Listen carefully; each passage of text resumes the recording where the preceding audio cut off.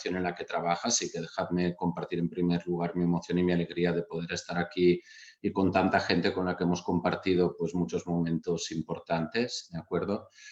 Creo que no es el momento ahora de explicar qué es Novact, ¿de acuerdo? Pero sí que creo que tocaría reivindicar la importancia de que exista un instituto centrado en promover la acción no violenta en todo el Mediterráneo y reivindicar también que creo que hemos sido fieles a algo importante, que es que hace 20 años, incluso hace 10, digamos, cuando nació el Instituto Novact asociado al Centro de Innovación Social, que así nos llamamos entonces, NOVA, siempre hablábamos de que queríamos ser una ONG con el barro en los zapatos, ¿no? No un instituto que hiciese investigaciones y estudios y los publicásemos en revistas especializadas, sino que queríamos ser alguien que acompañase a los movimientos hasta el final.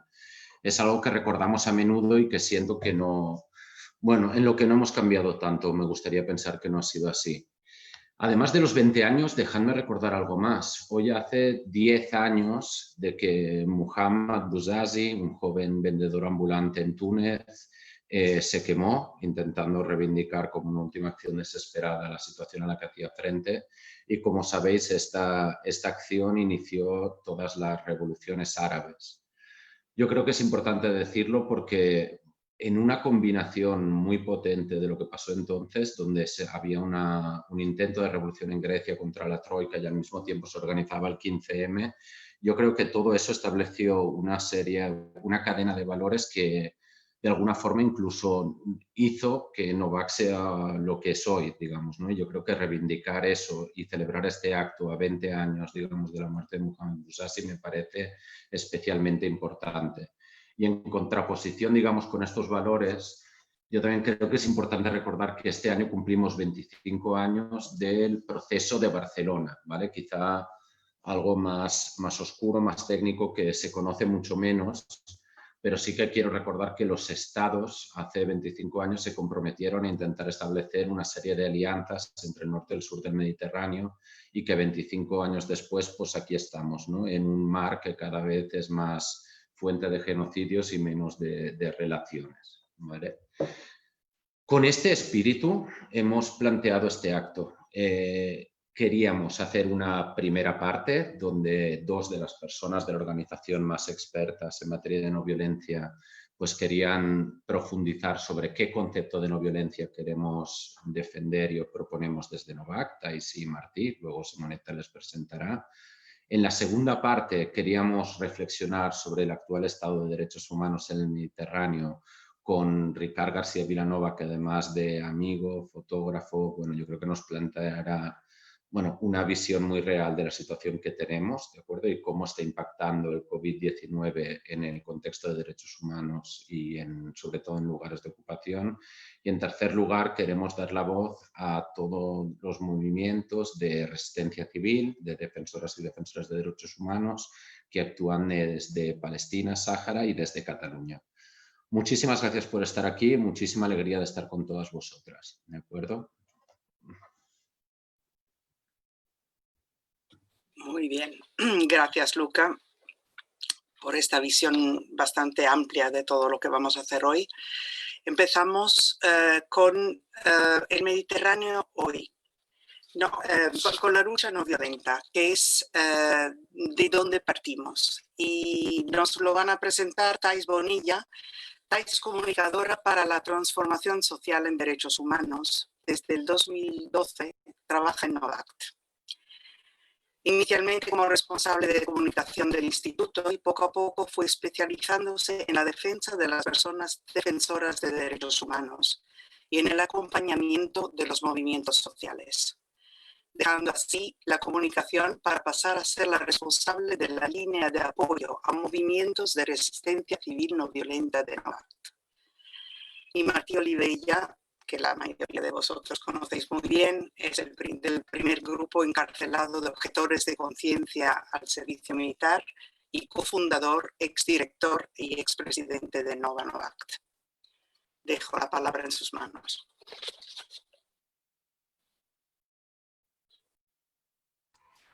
El micro, Martí.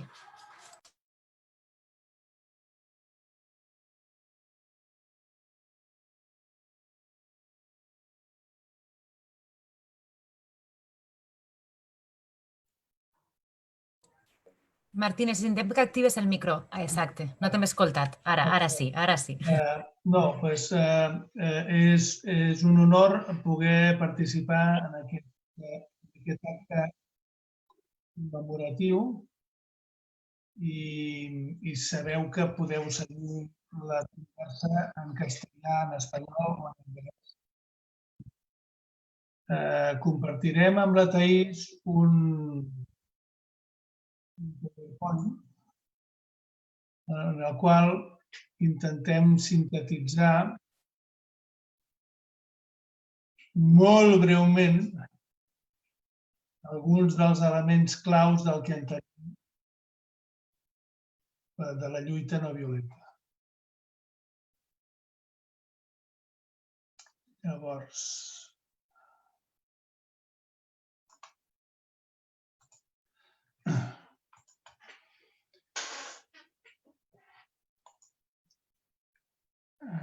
a veure si ho veieu ara. La idea principal és que parlarem d'actitud, estratègia i acció per transformar els conflictes. I després un apunt sobre la comunicació no violenta i la defensa civil contra l'ocupació.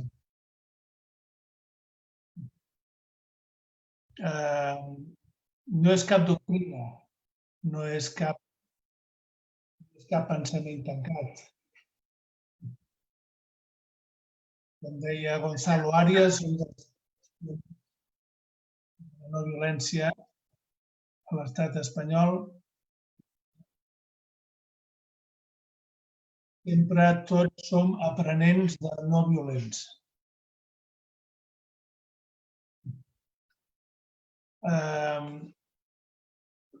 La resistència civil, que és el títol d'aquest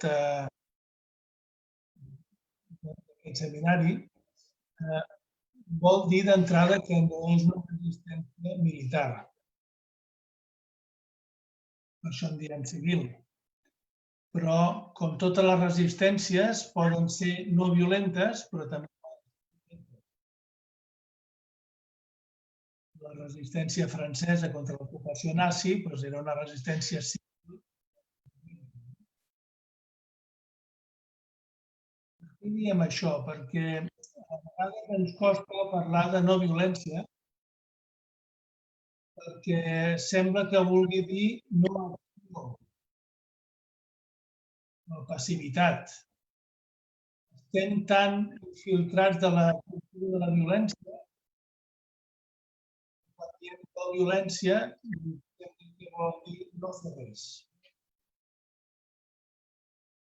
I en aquesta breu introducció amb la Thaís volem aportar una breu idea sobre una altra visió de la no violència que nosaltres compartim.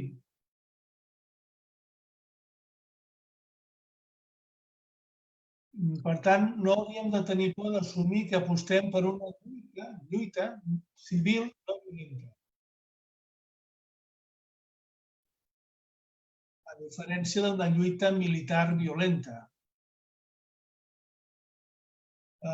Aquesta lluita civil no violenta inclou, com tota lluita, fases de resistència, de defensa, però també d'iniciativa, d'ofensiva, d'acció per protegir i guanyar drets.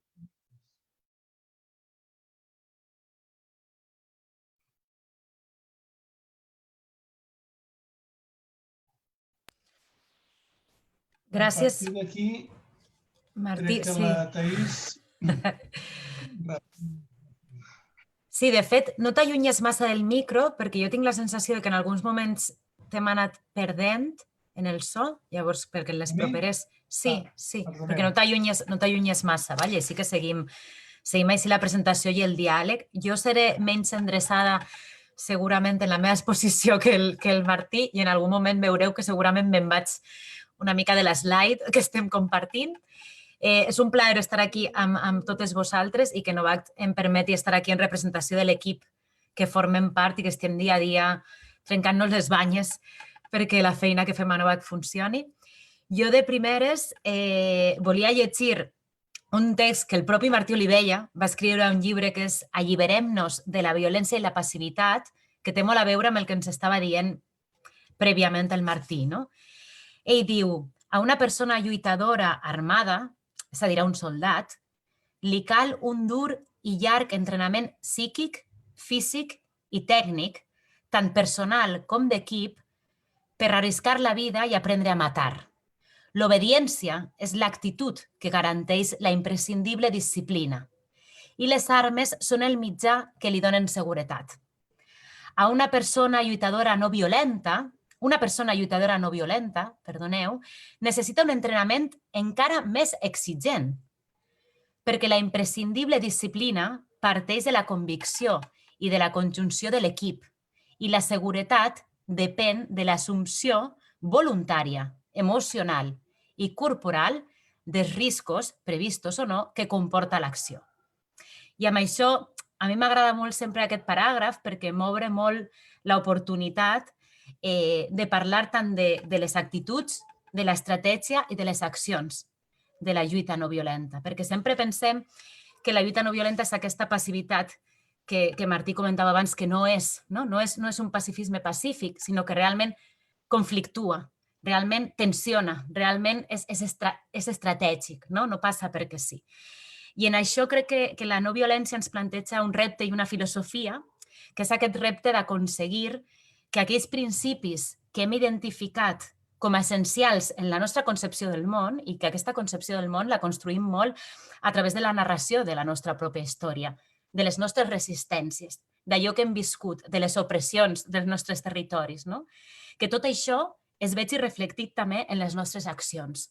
Llavors, és aquesta frase de voler ser l'exemple que volem veure al món, o sigui, serem nosaltres l'exemple que volem veure al món.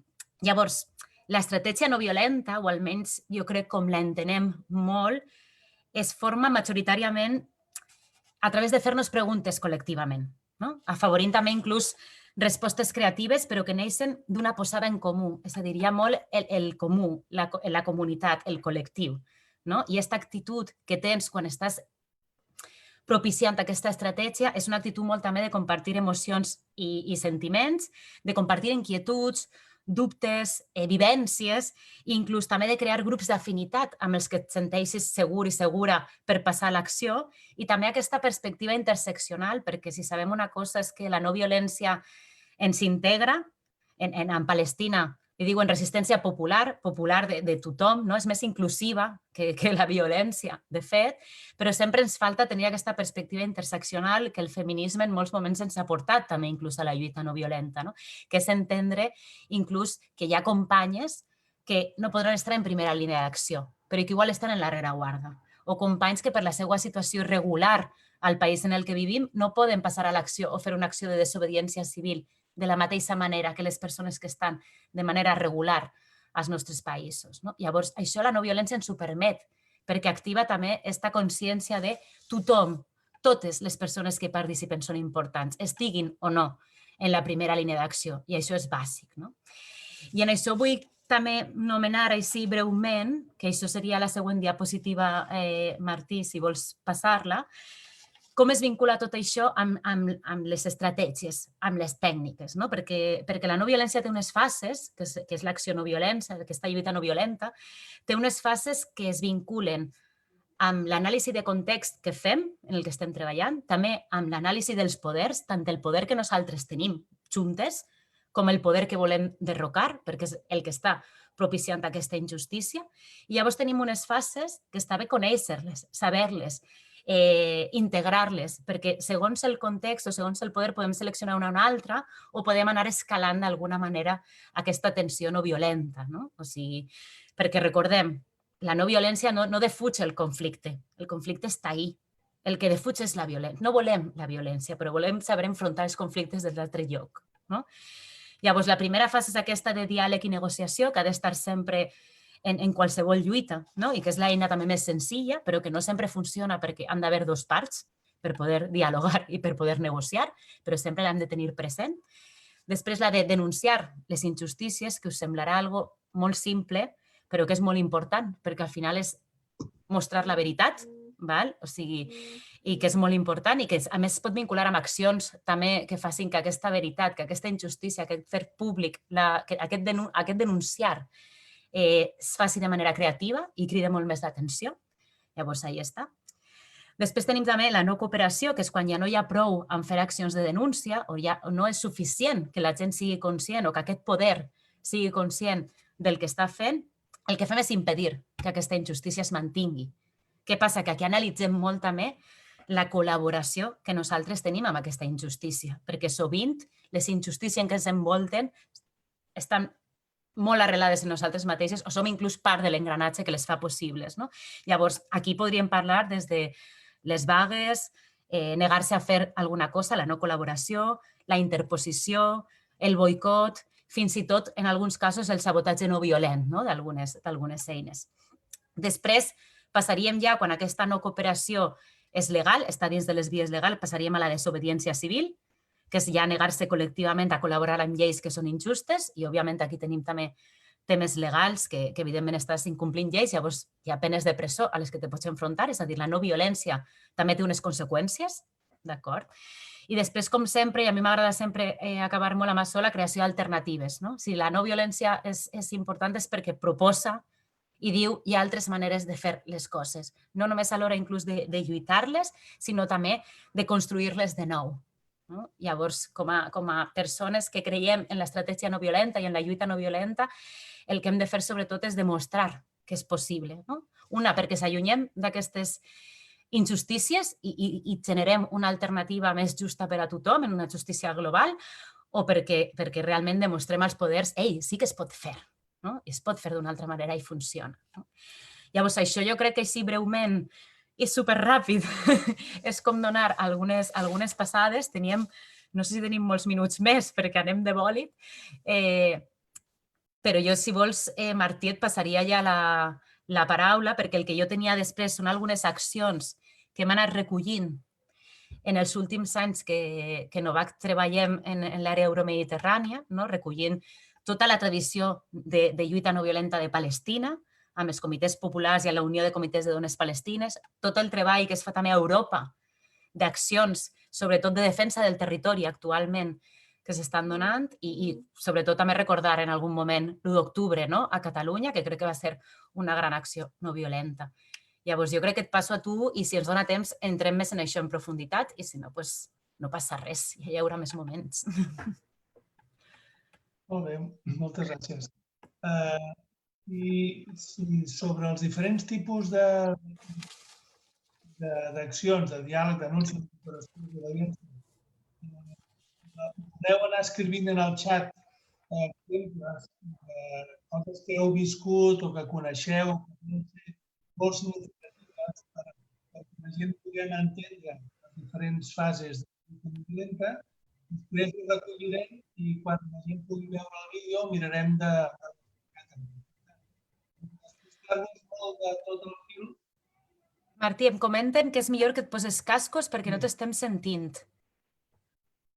Disculpa. Si vols faig un resum perquè el que ha comentat Martí és, com us deia, jo havia recollit algunes accions que s'han donat als territoris on treballem, on tenim presència física com a Novact i on recolzem a les activistes no violentes i ens interessava també que si alguna de les persones que està escoltant la sessió té algun exemple de lluita no violenta, escoltant el que estem dient, que li ressona i diu m'agradaria compartir-lo, ho podeu posar al xat i ho recollirem i quan posem públic el vídeo que ho podeu seguir a través, o sigui que estarà a la web de Novact i posarem un text, doncs recollirem aquestes experiències també. Sempre ens és interessant i no podem tenir ulls arreu del món sempre tot el rato. Llavors jo crec que ens és interessant també saber experiències que heu tingut o que heu escoltat o que heu llegit. Era això, no, Martí? Molt bé, perfecte, sí, moltes gràcies. Se sent millor ara? Sí, jo crec que sí. Llavors, molt breument, entenem que que el primer pas de la lluita no violenta és tenir clau l'objectiu, que pot ser molt variat, ja ho ha comentat la Taís. El primer de tot és intentar millorar la comunicació amb les persones, amb amigues, però també amb les adversàries.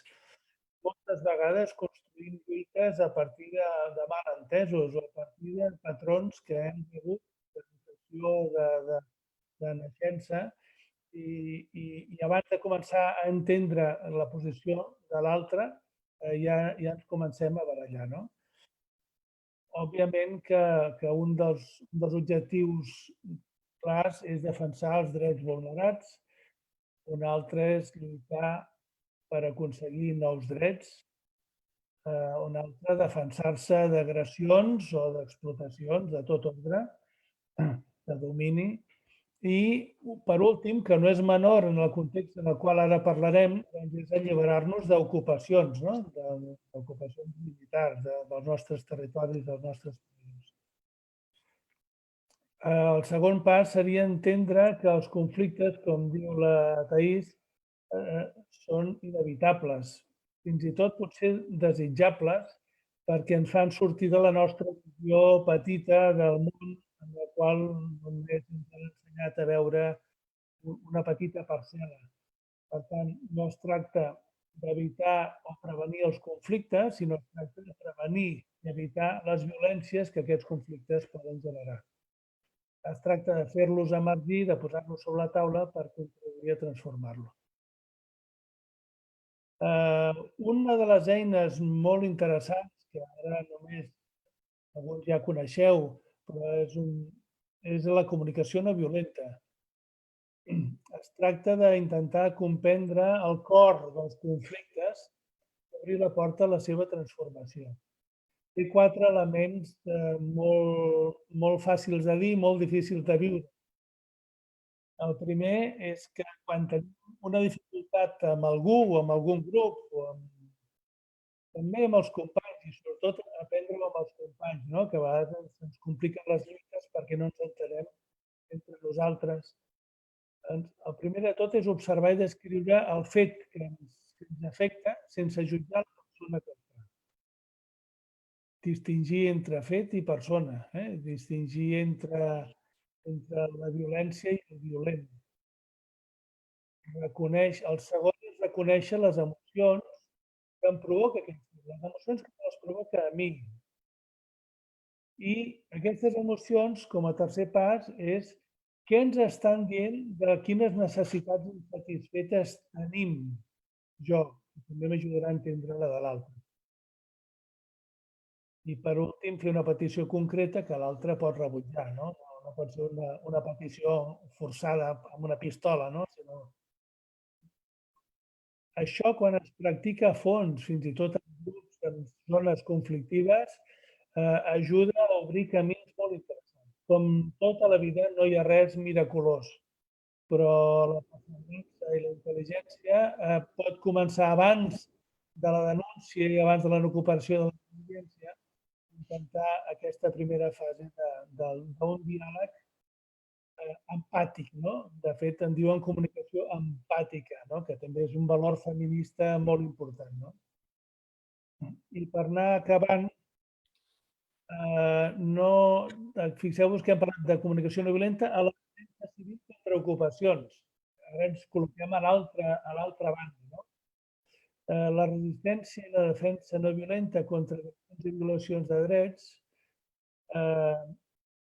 la lluita no violenta per l'alliberament d'explotacions i ocupacions, si vol ser efectiva, requereix tant o més valor.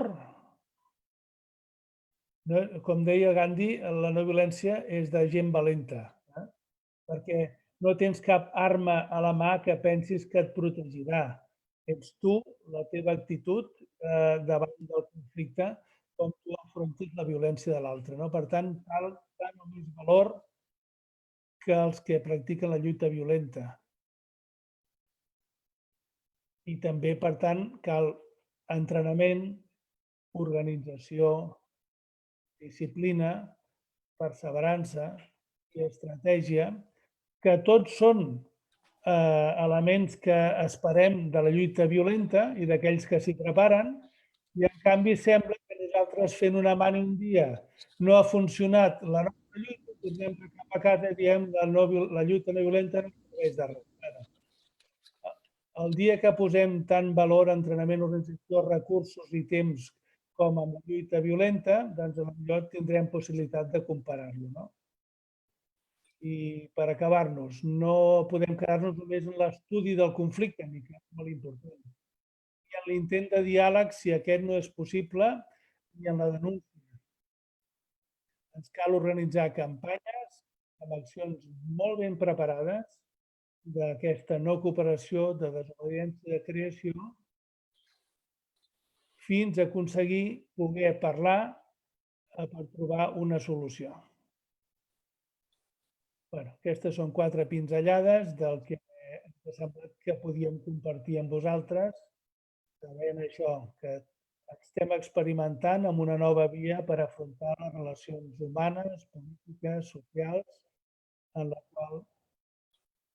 qual ens oblidem per sempre de contribuir a l'espiral de violència que sempre és destructiva per tothom. No és win-win, sinó loss-loss, tots perdem. Gracias, Martí. Muchísimas gracias, Thais, por esta presentación de cuál es lo que tenemos dentro de nuestro corazón en Novact. Quisiera pasar ahora al tema del Mediterráneo hoy, donde tenemos 2 personas muy especiales que nos acompañan, Ricard García Vilanova y Carlos Díaz Bodoque. Empezamos con Ricard García Vilanova, que es un fotógrafo independiente, así lo ha sido durante más de 19 años, especializado en zonas de conflicto y crisis humanitarias, y ha realizado reportajes sobre la primavera árabe y los conflictos del ISIS. Sus fotografías se han publicado en Life, Newsweek, Time, The New York Times, The Washington Post, The Wall Street Journal, Le Monde, Libération, Paris Match, The Guardian, The Times, Die Welt, Der Spiegel, Stern y muchos más. Vilanova también ha colaborado con organizaciones como las Naciones Unidas, el Comité Internacional de la Cruz Roja, Médicos Sin Fronteras y Human Rights Watch. Ricard ha colaborado con Novact en este proyecto fotoperiodístico La Cruïlla y Libia, sobre la ruta migratoria más mortífera del mundo, la que cruza Mediterráneo para llegar a Europa. Y Ricard nos hablará de una selección, con una selección de fotos realizadas durante este proyecto, las cuales estarán expuestas hasta el 30 de diciembre en el Centro Cívico Drassanes de Barcelona. Ricard, endavant. Hola, bona tarda. Bona tarda a tots, moltes gràcies. Bueno, bàsicament, el projecte, com explicàveu, és un projecte realitzat en els últims 10 anys. Llavors, intenta mostrar, sobretot, com ha evolucionat aquest país, o com s'ha evolucionat, com ha involucionat, no? Perquè en aquests últims 10 anys ha tingut 3 guerres.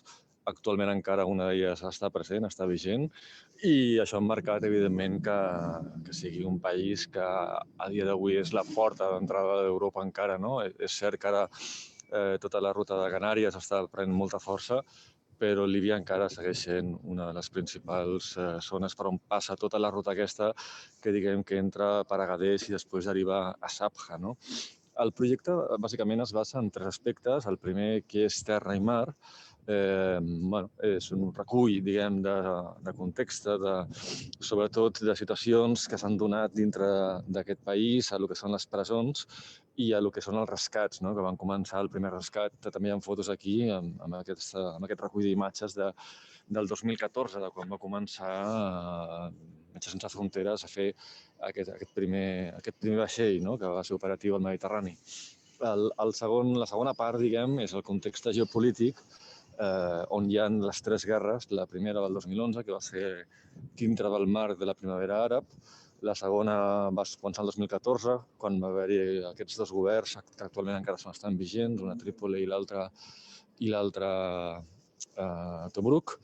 I la tercera, diguem, que és l'Estat Islàmic, que va ser la que va acabar el 2016, però que actualment encara també té plena vigència com la segona, perquè, de fet, encara Líbia està lamentablement sota la influència d'aquest grup, perquè recordem que tota la part sud del país és ingovernable. I la tercera part del projecte és els 9 països del nord d'Àfrica, el centre d'Àfrica i el que seria el Mitjà Orient, que són els principals països que porten o d'on fuig la gent per tractar d'arribar a Europa, com comentàvem. Una idea molt important, sempre, que jo recordo quan faig conferències, i sobretot per mi una de les principals, és que potser hem demonitzat a Líbia com a país i Líbia no és, o la gent de Líbia no és així.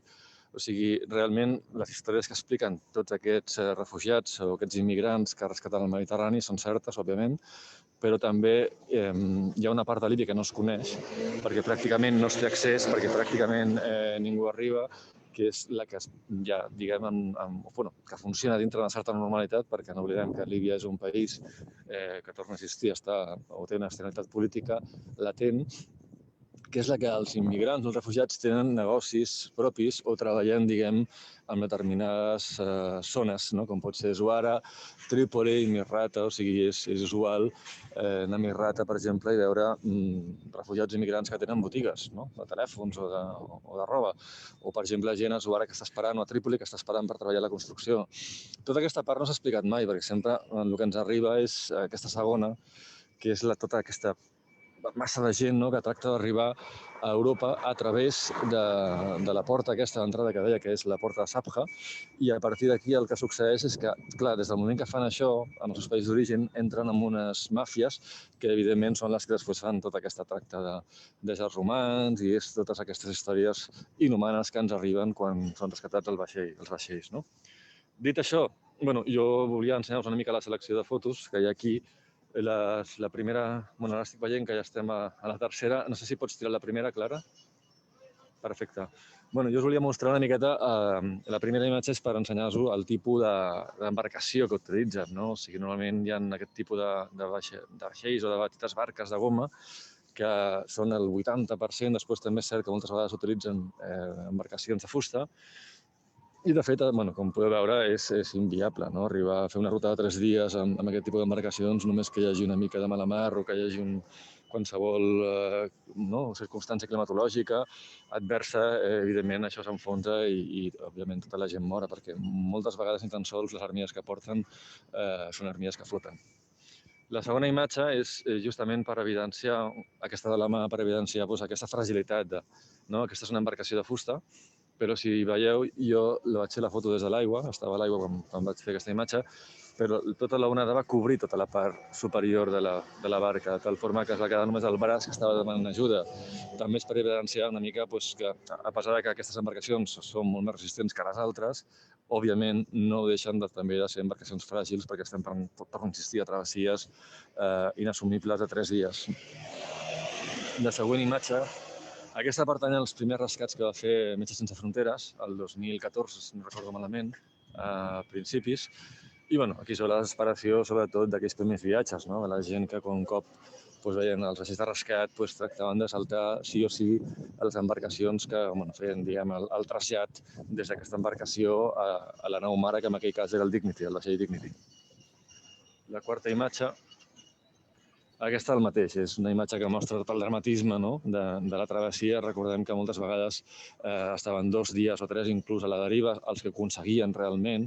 En qualsevol cas, quan eren rescatats no tenien aigua, no tenien menjar i molts d'ells havien perdut la consciència, molts d'ells es morien directament.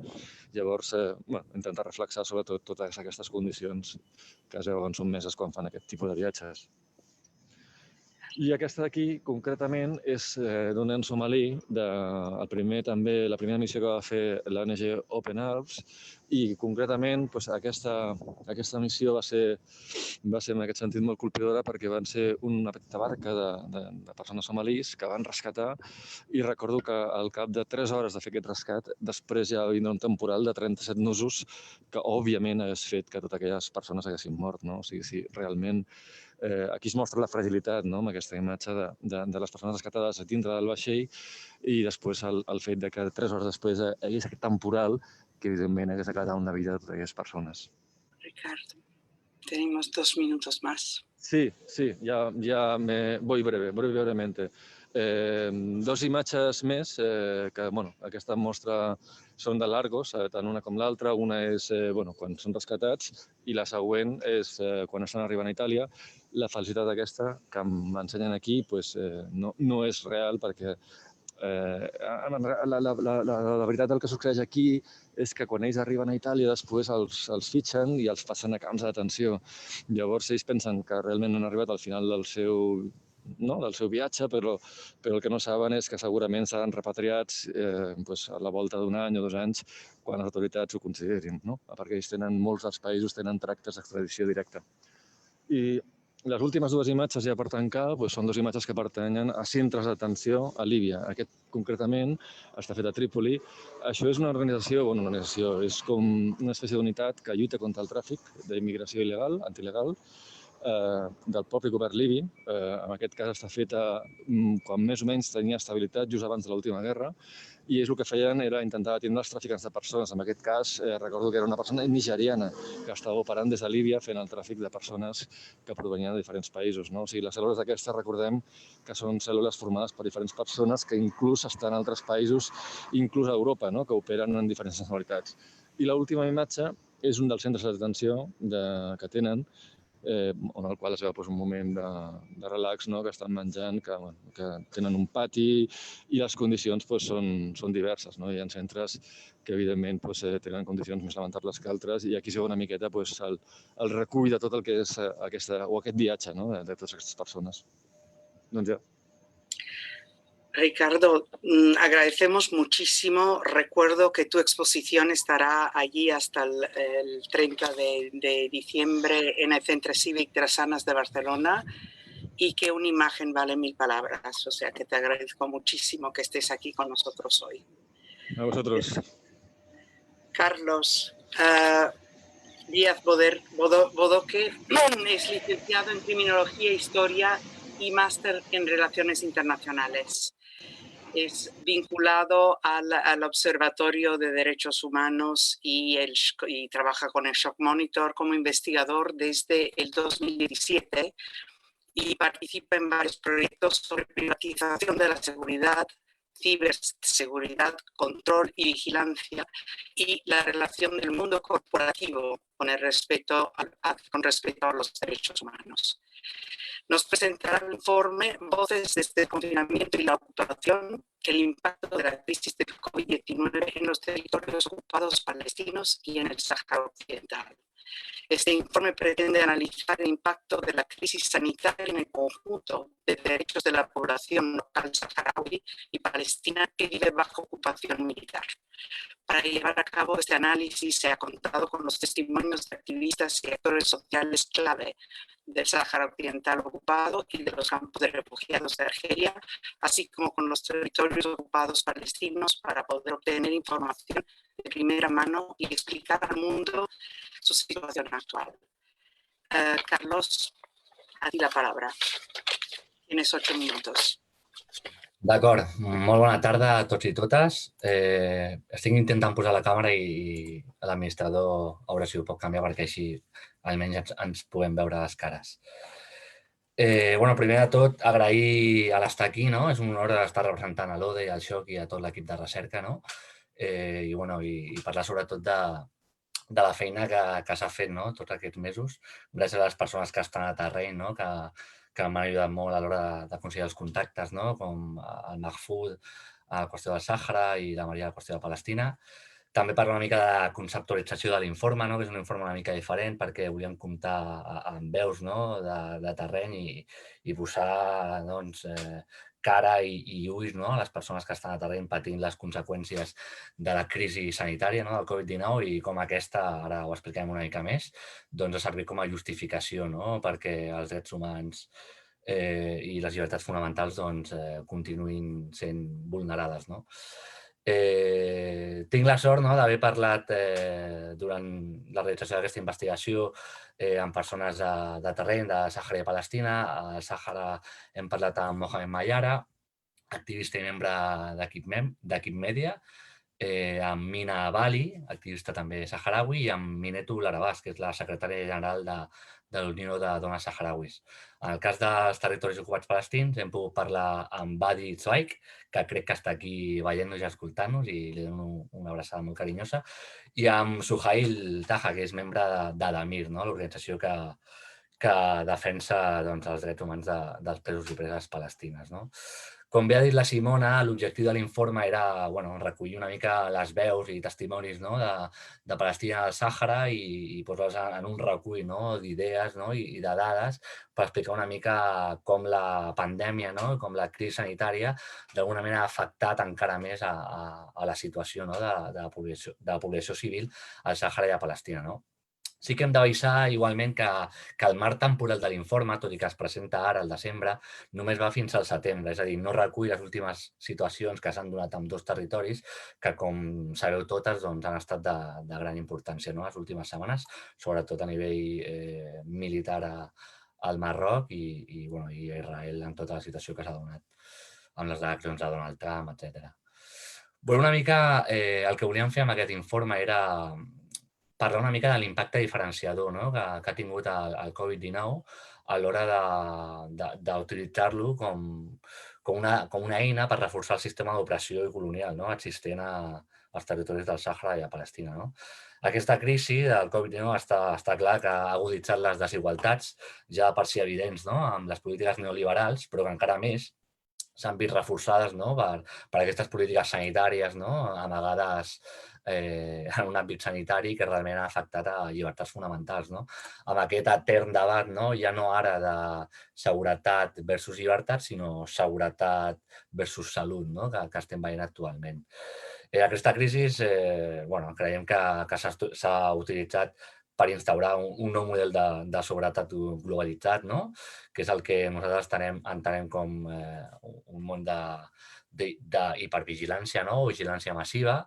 Com moltes ja sabeu, quan se't ve una crisi, en aquest sentit la crisi del Covid-19, com ja defensava Naomi Klein, en un context d'emergència com és aquesta, és un moment ideal per instaurar unes noves regles del joc. I això és el que hem estat veient a l'hora d'indagar una mica en les coses que han passat a Palestina i al Sàhara gràcies a la Covid-19. La creació de l'estat d'emergència a Palestina i al Sàhara ha propiciat que la repressió contra la població civil augmentés i es justifiqués en el marc del Covid-19. Per exemple, al Sàhara hi ha hagut diverses legislacions que no s'havien aprovat, tot i que ja es parlava d'elles el 2018, com el control de la llibertat d'expressió a les xarxes socials, i ara, mitjançant l'estat d'emergència, s'ha aprovat, per exemple, una llei que, de fet, ha servit per processar activistes, periodistes, veus dissidents amb el règim marroquí, com, per exemple, ha estat la d'Omar Radí, que és un cas bastant excepcional, és un periodista bastant conegut, una veu dissident molt potent i que realment ha estat espiat, i de fet ha estat espiat al Marroc amb eines que s'han desenvolupat a Israel, amb el famós software Pegasus, que desenvolupat per l'empresa NSO Group, que aquí a Catalunya en els darrers mesos també va ser bastant conegut per espiar a polítics independentistes. El que és més important des del meu punt de vista de l'informe són les veus que hem pogut anar recollint. Per exemple, segons Mina Bali, l'activista saharaui, ella defensa que el Sàhara és el conflicte oblidat del món, i avui encara amb més raó si escau, perquè el món està massa ocupat amb que la pandèmia no es propagui, però realment el que està passant a territoris saharauis, tant a territoris saharauis ocupats com el que està passant als camps de refugiats, és un tema que sembla obviar-se per la crisi sanitària. Hi ha hagut al Sàhara moltes detencions arbitràries en el marc de la pandèmia, un impacte brutal contra els activistes i la població saharaui, i s'ha observat que molts saharauis han estat empresonats durant aquests mesos de pandèmia i molts altres, sense tenir recursos econòmics suficients, han estat multats amb la justificació de l'estat d'alarma. Llavors, aquesta justificació de l'estat d'alarma s'entén com una eina més de la repressió. M'han dit que encengui la càmera, l'encenc.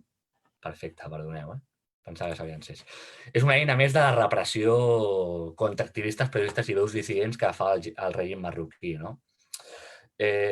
Segons Mohamed Mayara, que és resident a la Llun, quan el Marroc va declarar l'estat d'emergència va col·locar d'alguna manera la població saharaui a una cantonada.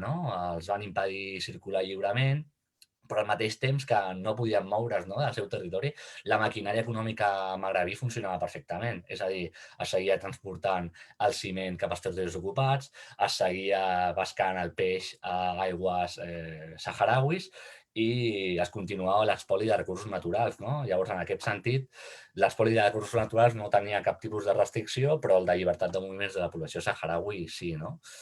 Al contrari, també a Palestina, segons Badi Zweig, que ens està escoltant ara mateix. Doncs, segons ell, diu que la pandèmia és indubtable que la qualitat de vida dels palestins ha empitjorat. Han instal·lat càmeres per monitorejar la població palestina, tenir-nos baix control i ens sancionen molt més a nosaltres que no pas a ciutadans israelians per no portar mascareta.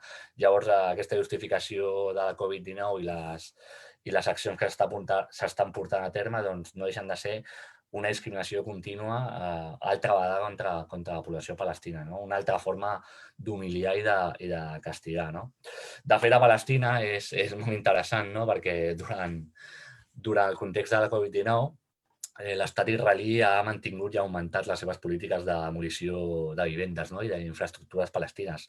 De fet, fins i tot van arribar a demolir un centre sanitari que estava ubicat a Hebron i que servia per controlar la propagació del Covid-19, sense tenir en compte la situació sanitària de la ciutat i sense tenir en compte que potser la població palestina no tenia accés a centres sanitaris. Llavors, vull dir, no tenen ara mateix res en compte que no sigui continuar amb la seva política d'ocupació. De fet, la política d'expulsió de la població de Palestina és bastant dura perquè ara al novembre, de fet, ha estat el mes d'aquest any i comparat amb altres anys, uns dels mesos des del 2019, on hi ha hagut més demolicions de vivendes i on la població palestina ha perdut més propietats, sobretot ubicades al Jerusalem Est. I aquestes polítiques suposen un càstig col·lectiu per tota la seva població. De fet, en el tema de demolir les vivendes és bastant dur el que passa perquè tot i tenir el permís de demolició de la vivenda, el que fan amb les famílies palestines és que les obliguen o a demolir-les o si no les poden demolir amb les seves mans, el que fan és obligar-les a pagar una taxa. És a dir, et quedes sense vivenda, et quedes sense infraestructura, et quedes sense abric i al mateix temps o has de pagar o has de fer amb les teves pròpies mans. És bastant dur. Parlar una mica sobre la situació actual que es troba ara mateix als territoris palestins, doncs s'han convertit indubtablement en un laboratori i un camp de proves per les innumerables polítiques i eines de control i vigilància que s'estan desenvolupant. Israel és un hub d'empreses de ciberseguretat, moltes d'elles després s'exporten a territoris europeus, a països sud-americans, a Nord-amèrica, amb el pretext d'haver ser provades en combat, test in combat, diuen moltes vegades, o field proven, i això no seria possible sense el règim d'ocupació de l'estat d'Israel. De fet, també és interessant comentar que durant la Covid-19, durant la realització d'aquesta investigació, va haver un bombardejament de Gaza diari, que, òbviament, van morir persones, hi va haver infraestructures bàsiques afectades, com per exemple la planta elèctrica, que gràcies a aquests bombardejos i gràcies al bloqueig brutal que estan patint allà, els més de 2 milions de persones que viuen allà només tenien accés a l'electricitat entre 3 i 4 hores diàries, no? Això parla doncs, molt malament de la situació actual que tenen allà, ja no només per fer una vida normal, sinó per inclús sentir-se segurs i segures. No? També parlar una mica amb el que crec que potser pot passar aquí en el futur. No? Últimament hem vist que el Marroc ha normalitzat les seves relacions diplomàtiques amb Israel, no? Segurament gràcies a l'anunci de Donald Trump fa poc on reconeixia la sobirania marroquí sobre el territori del Sàhara. Llavors veurem cap a on van aquestes relacions, no? I realment, perquè cada vegada s'assemblen més a nivell d'ocupació, a nivell de retallada de drets, a nivell de tot l'espoli que s'està realitzant en aquests dos territoris. Llavors, mirem amb molta preocupació el futur d'aquests dos territoris, sobretot per la gent que està continuant lluitant i que d'alguna manera vol millorar les seves condicions de vida. I per acabar, sobretot, parlar una mica que la Covid-19, com a conclusió final, creiem que ha possibilitat una regressió de les llibertats i dels drets fonamentals de la població civil, tant al Sàhara Occidental com a Palestina, i desgraciadament creiem que aquesta regressió no té visos de ser irreversible. Ara, amb el marc de la Covid-19, la justificació d'aquestes mesures excepcionals que s'han portat a terme aquests mesos, ara qui els dirà als estats i a les grans multinacionals, a les grans corporacions, amb tot el poder que han anat abarcant els últims mesos, que aquest poder ja el deixin de tenir. És complicat. Jo crec llavors que aquestes tecnologies de control i vigilància que s'han implementat aquests mesos, al marc de la pandèmia, han arribat per quedar-s'hi.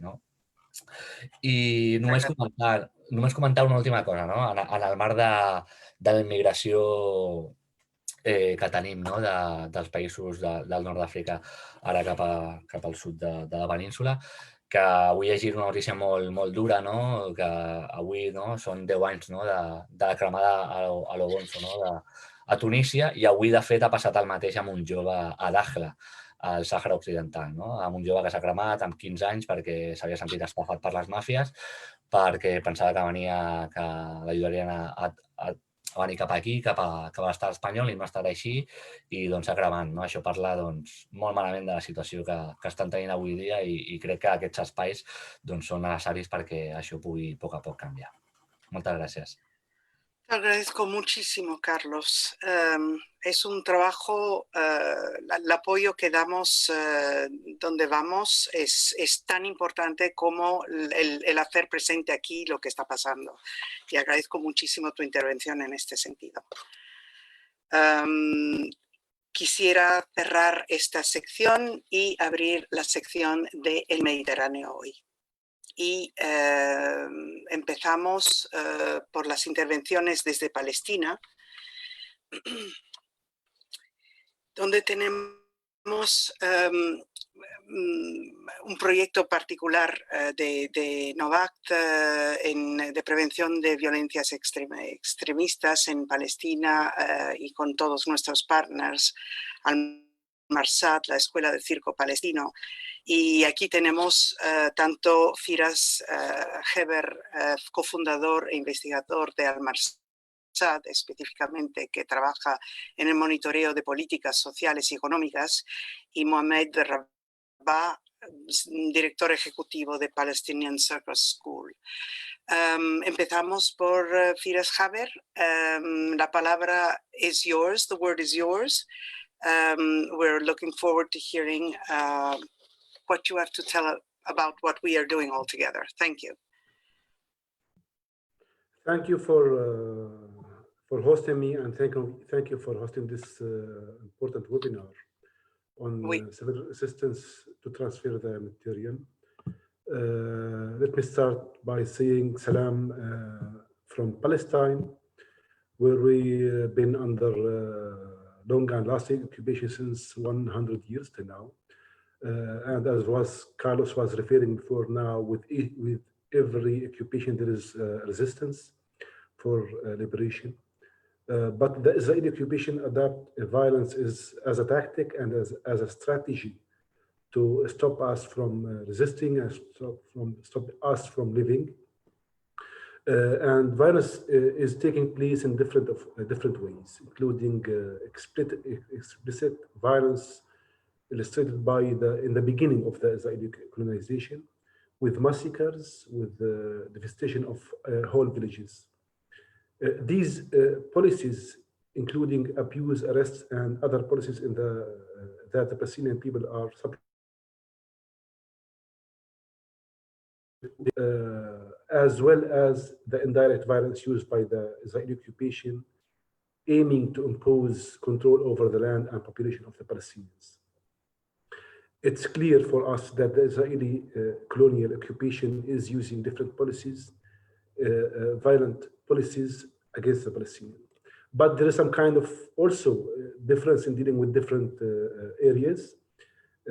Nowadays, they are dealing with Gaza Strip as a hostile entity, which is, the new concept in the international human rights law. In 48 areas, they are using policies to erase the Palestinian identity and language, and dealing with them as a second or third class citizens inside 48 areas. So in West Bank is trying to, what the occupation is trying to do is using what we call is geopolitical fragmentation. So each city and areas are living on itself without having the ability to connect with other villages, with other cities. To do so, it's the whole purpose of the occupation is to get more land, is to have more settlements, more occupational settlements, and settlers living in Palestine, and to kick us from our lands and to kick us from our homes, basically. And doing that is in an attempt to create an absence of a common identity. We are becoming like individuals without having a joint identity, without having a joint discourse to which lead us.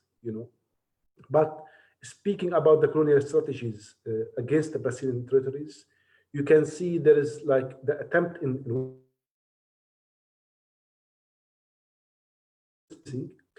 through the different policies are used in West Bank, and of course the imbalance of power between us and the occupation. And even now, until now, the Israeli occupation is still implementing the British Mandate Law, which was imposed in 1945. You can imagine till now, after around 75 years, they are using the British Mandate Law in order to control us.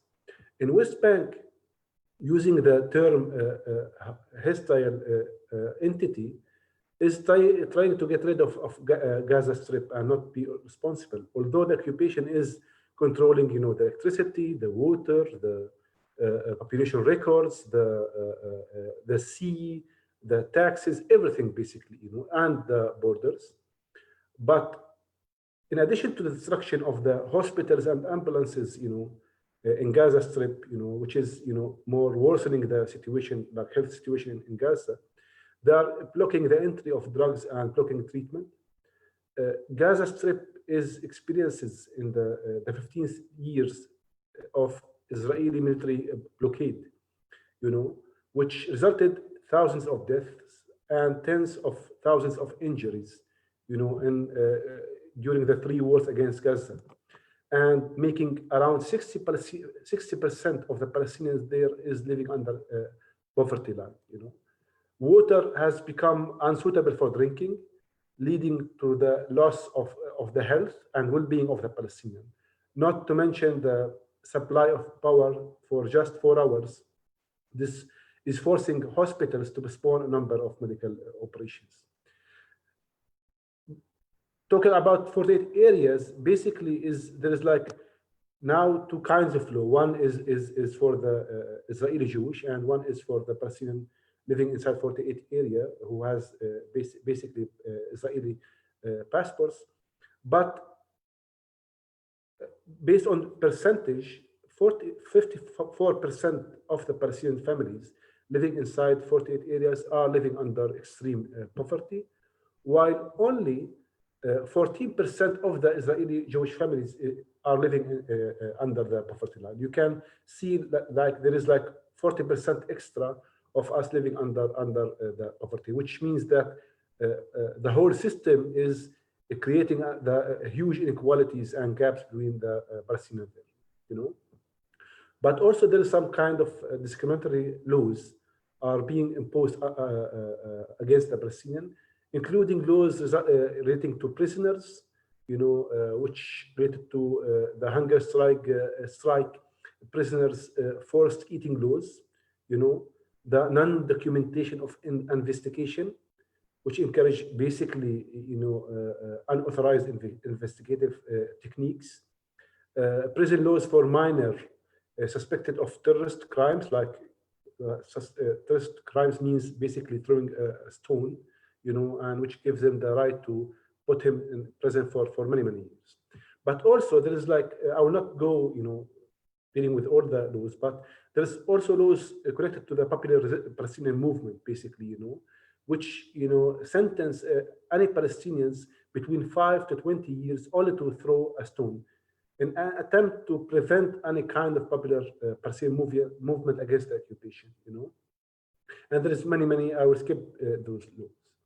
The occupation, through its colonial and apartheid policies, routinely deals with the Palestinians as a second or even a third-class human beings, while the world allows them to do so.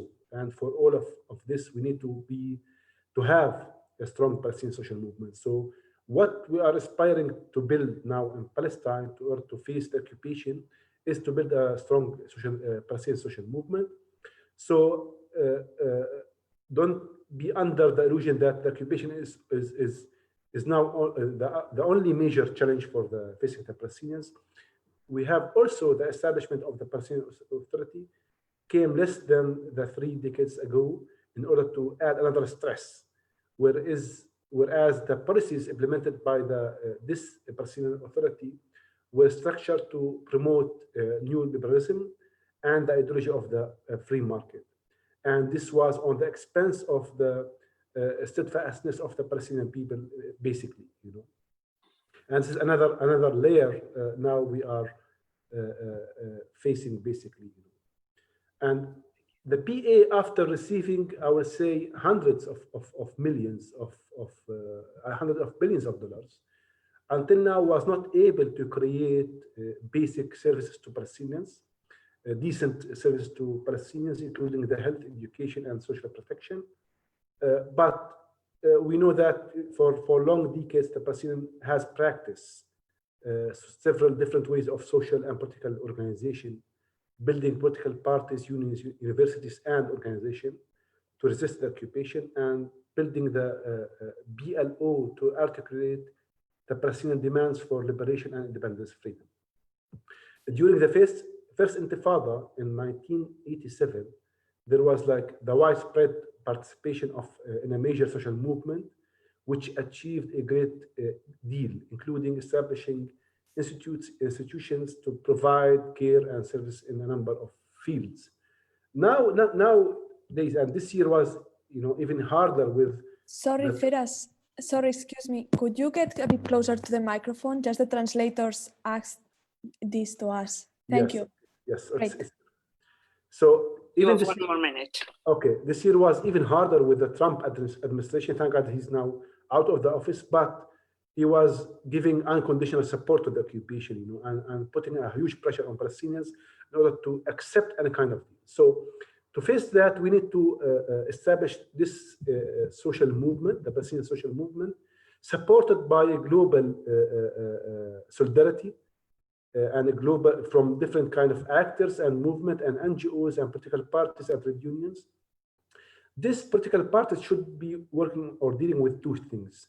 The first thing is to work internally to achieve real participatory democracy and to achieve social justice. But also this movement needs to fight occupation in order to get the independence and the freedom. But also this movement needs to create a community-based solutions to our problems, basically. So the core of this social movement is still remaining in the moment of Palestinian people in many entities and organizations spread in Palestine, and it needs to develop a liberal social agenda and it needs to gain support from people from around the world, including Europe, which needs to stop being, in balance between the occupation and the Palestinians, and to stand with the Palestinian rights. And thank you for listening. Thank you very much, Firas, for giving us this insight. Thank you very much. I pass the word to Mohamed Rabah.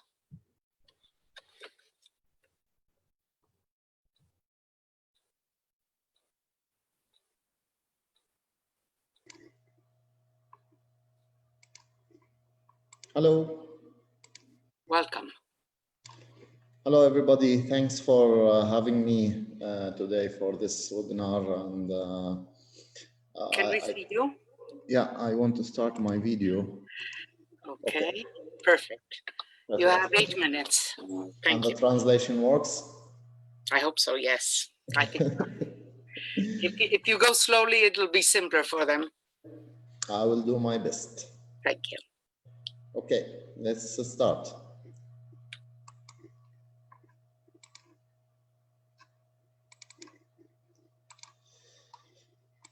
So I'm Mohamed Rabah. I'm the director of the Palestinian Circus School. In my contribution today, I want to share with you some of the tools that we use to work with young people and children in different communities that we work with in Palestine. First, it was for me to have some people from Sahara to talk about the situation in Sahara and what happened with the normalization in Morocco, and how incubation was taken as a deal for recognizing another occupying state.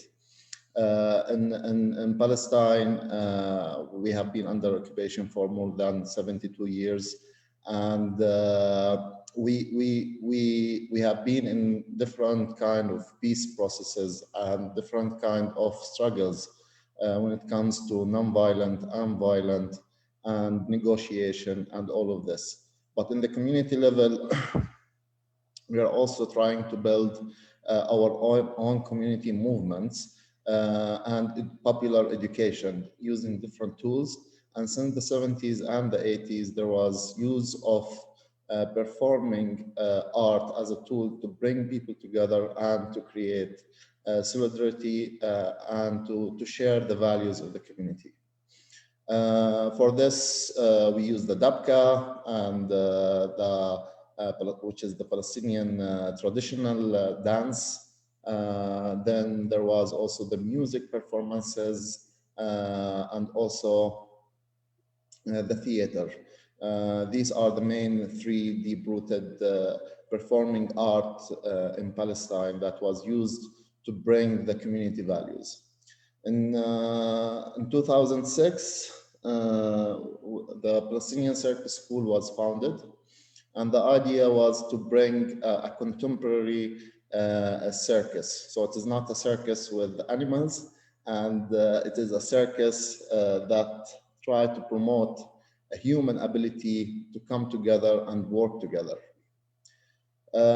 So we faced many challenges to have circus in Palestine. And through the years, we are talking about 14 years now since the establishment, we managed to try to contribute that the meaning, what is the meaning of circus, which I want to present in this today. And the idea also that since 2006, which was the official, maybe the official date of the end of the second Intifada in Palestine, which also a date for a beginning of a new era with Mahmoud Abbas in the presidency, and after 2 years of the death of Yasser Arafat. And the slogan of that era was state building and peaceful negotiation, which is still is the same tools that are used in Palestine. And so there was a lot of civil society organization. If you go to the records of the Ministry of Interior in Palestine, that was established in the period of 2005 to 2007. Most of them are youth organizations. And there was a lot of money, especially from the EU and the US aid, put in Palestine to bring this grassroots movement as conflict transformation method to work mainly with young people in the universities and different communities in Gaza, in Jerusalem, in West Bank, and try to bring these young people from violent to non-violent with this slogan. But also what happened that if you want to bring people to non-violent, you need also to give them mechanisms to transfer their voices and their demanded and their causes into a decision-making processes. And in this, I think there was a big challenge.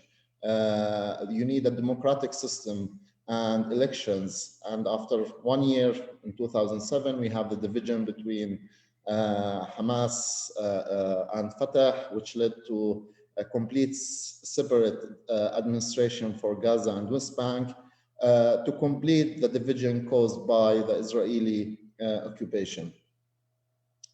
And with this lack of mechanisms, here comes the art and performing art to be a vehicle to perform a dialogue and understanding and reconciliation between the society. So in Palestine now, we think that performing art is important, especially for young people and children, to express their needs and their values, while other mechanisms are not working simply. I will not talk about the political context a lot because Firas covered a lot of it, and I'm sure he's better than me with that. But we have the military occupation, the internal division, we have oppression on freedom of expression, and both by the Israeli and also by the Palestinian Authority, both in Hamas, by Hamas and Fatah and West Bank and Gaza. We have a very fragile economy that depends mainly on taxes from the Palestinian citizens and also from donation, and we have also corruption and misuse of power. For us, we try to cover, as we said, we work in Jerusalem, we work in Gaza, and we work in most of the major cities and refugee camps in West Bank. Here are some pictures so you will not feel bored.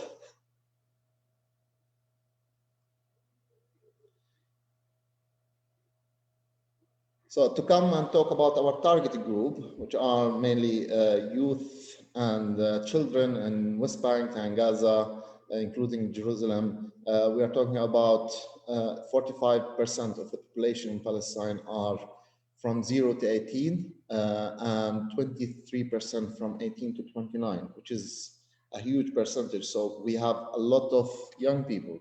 And the challenge is that we have only 20% of children in Palestine who participated in art activity, while the others were deprived from this right. And we think participating in art activity is very important to contribute on the development of youth and children and their values and critical thinking. In Palestine, we have 300 registered cultural organizations. We don't know how many of them are active, but we have only 0.02% from the governmental budget allocated for cultural activities, and very limited art and education at public schools.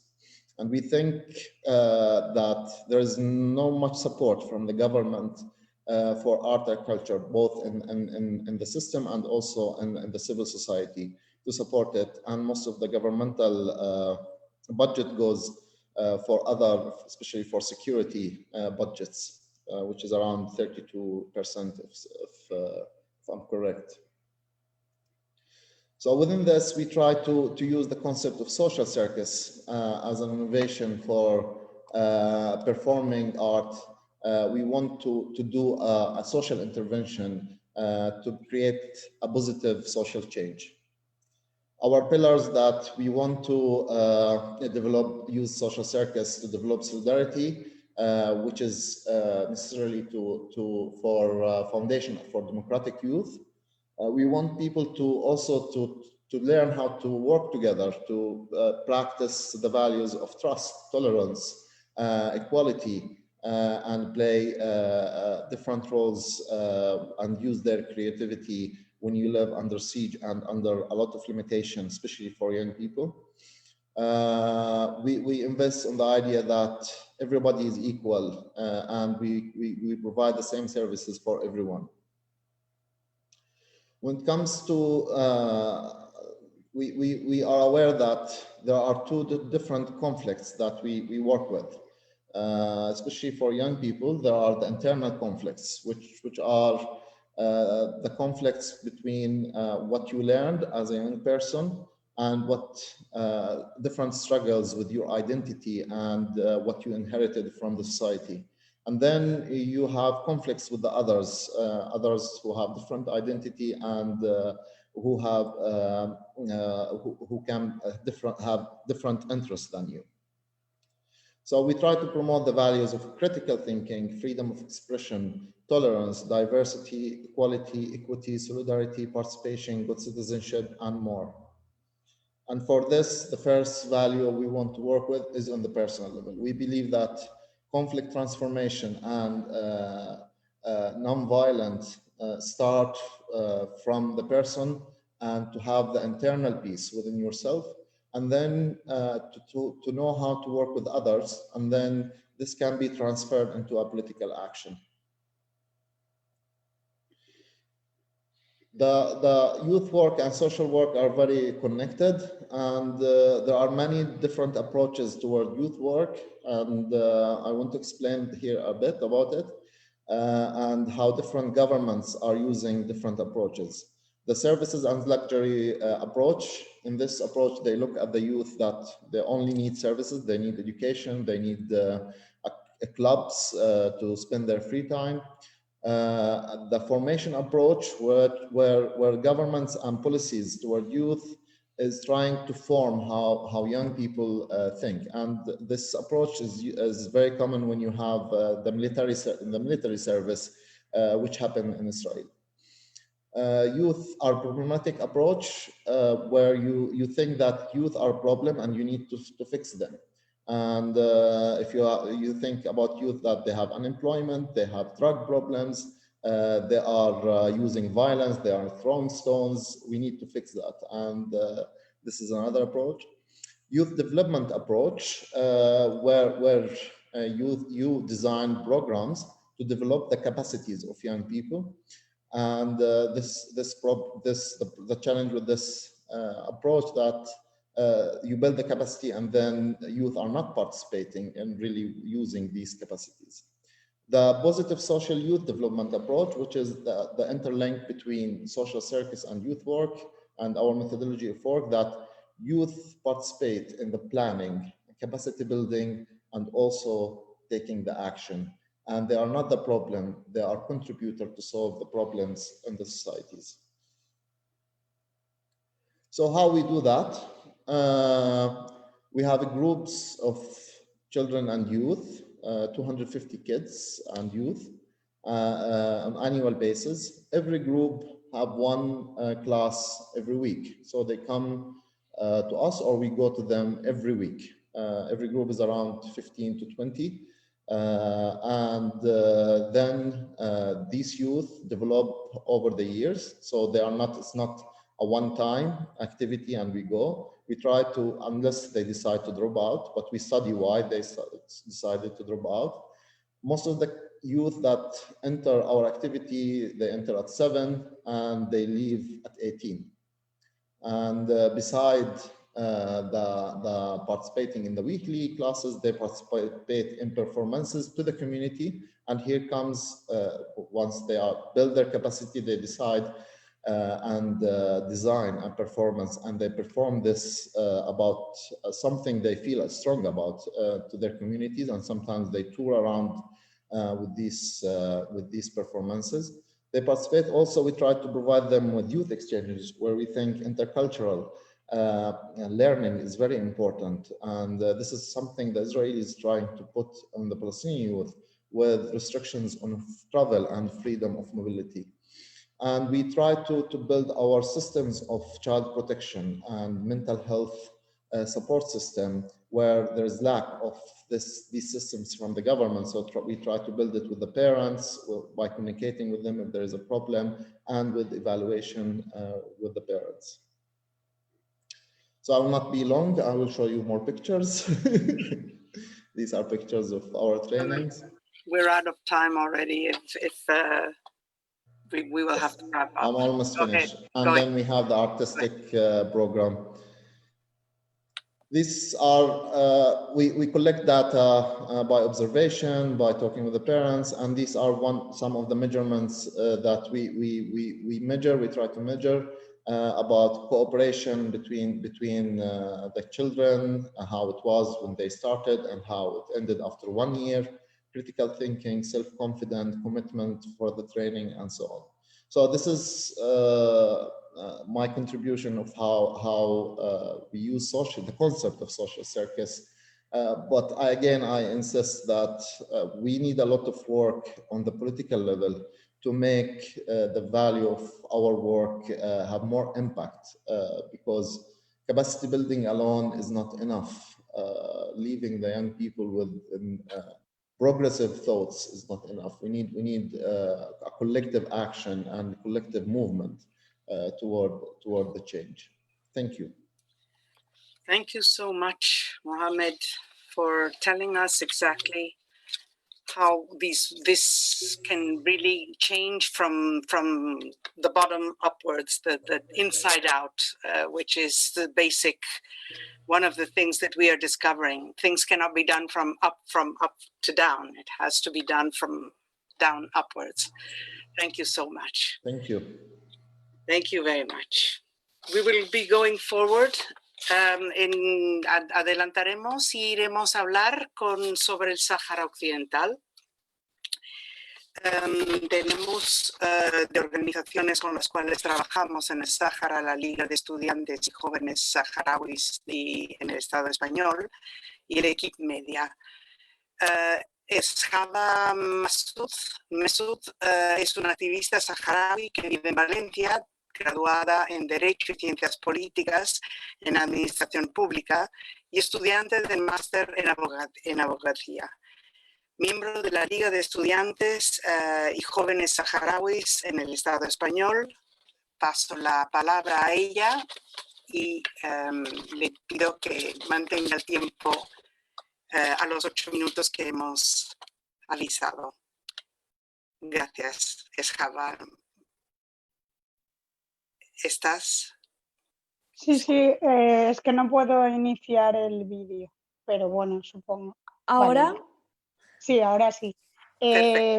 Bona vesprada a totes i a tots. En primer lloc, felicitar a Novact per estos 20 anys que se celebreu avui, ¿no? Como decís, pues yo nací en los campamentos de refugiados saharauis, pero hace muchísimos años que vivo en Valencia debido pues, a las condiciones de los campamentos que no me permitían vivir allí por temas de salud. Por ello, agradezco enormemente a Novact que hayan contado con la presencia con mi presencia y la de mi amigo y compañero Ahmed Tetanji, que al final en diferentes puntos del globo y de la lucha, desde perspectivas distintas, luchamos por lo mismo y tenemos un mismo objetivo y sobre todo por darnos voz, ¿no? Como a Ahmed le gusta llamarlo, dar voz a quienes no la tienen.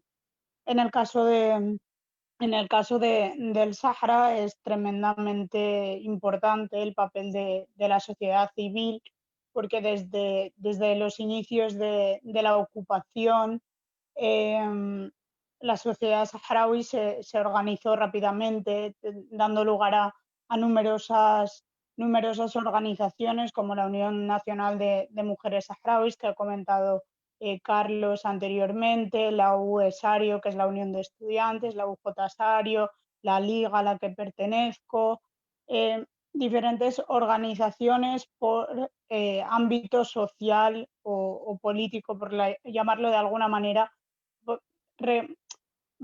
dando un papel especial siempre a la sociedad civil y centrándose mucho en el papel y la importancia que tiene, y a lo largo de estos 45 años hemos visto que, como decía Simonetta, al final es la clave para seguir luchando, ¿no? Porque en nuestro caso en especial tenemos una relación de acompañamiento y hermanamiento con el movimiento solidario, especialmente español.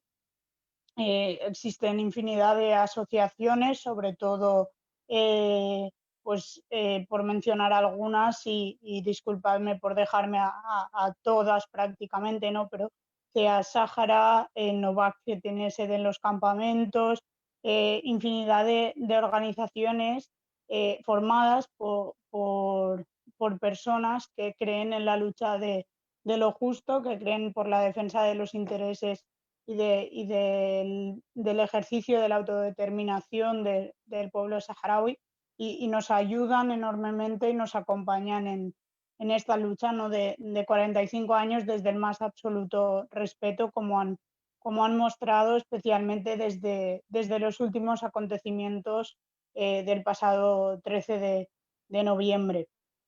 Pues para ubicar un poco sin intentar coger mucho tiempo y de manera muy simple, a finales de octubre decenas de civiles saharauis protestaron de manera pacífica en la brecha del Guerguerat, que era utilizada por Marruecos para expoliar una vía más, para expoliar los recursos naturales del Sahara Occidental, tal y como ha explicado muy bien el compañero Carlos, que me ha precedido en el uso de la palabra.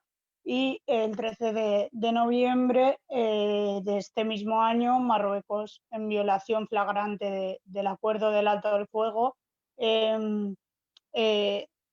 disipó, atacó a la población civil saharaui que allí se manifestaba, y eso dio lugar a un nuevo enfrentamiento bélico entre el Ejército de Liberación Nacional Saharaui y el ejército marroquí. El pueblo saharaui hemos sido un pueblo pacífico que siempre ha apostado por la lucha pacífica, por todos los medios, tanto desde los medios de comunicación, como hablará mi compañero Ahmed, todas las vías que fueron exploradas desde el 91 con la firma del alto al fuego fueron pacíficas, ¿no? Ahora estamos en un momento histórico, en un momento especial al que Marruecos nos ha obligado con esa violación del alto al fuego, y veremos y estaremos expectantes de cómo avanza todo, ¿no? Lo que es incuestionable, y aprovechando para relacionar con los compañeros del Mediterráneo, sobre todo con los hermanos y hermanas palestinos, la importancia de la estabilidad de la RASD, la República Árabe Saharaui Democrática, su papel fundamental para conseguir la estabilidad en la región es crucial, y de eso depende, evidentemente, aunque se están haciendo los intentos y aportando nuestro granito de arena contra el tráfico de drogas y para el control de la zona, aunque se está haciendo, es incuestionable que la RASD como Estado independiente de ocupación tiene un papel trascendental para la estabilidad de la región, ¿no? Son muchos los frentes, sobre todo destacar el papel de la lucha pacífica del pueblo saharaui durante más de 30 años. Seguiremos apostando por ello, aunque se abran nuevas vías. Estamos en un momento como decía, crucial. Podría estar hablando muchísimas horas, pero el tiempo es limitado, así que simplemente felicitar a Novact por el aniversario y desear muchísimos años más contribuyendo a la lucha no violenta. Gracias.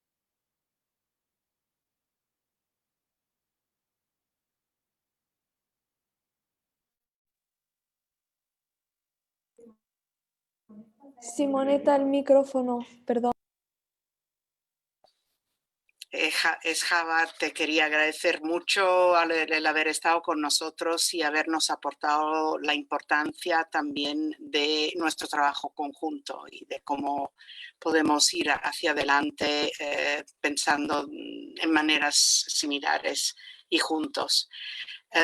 También quisiera dar la palabra a Ahmed Etanji, que también es periodista y activista de derechos humanos, basado en el Sáhara Occidental, presidente de esta organización Equip Media, con la cual trabajamos, agencia de prensa que documenta la situación en los territorios ocupados del Sáhara Occidental. Exdetenido en diferentes ocasiones, torturado y perseguido, pero todavía trabajando para la paz. Ahmed, la palabra es tuya.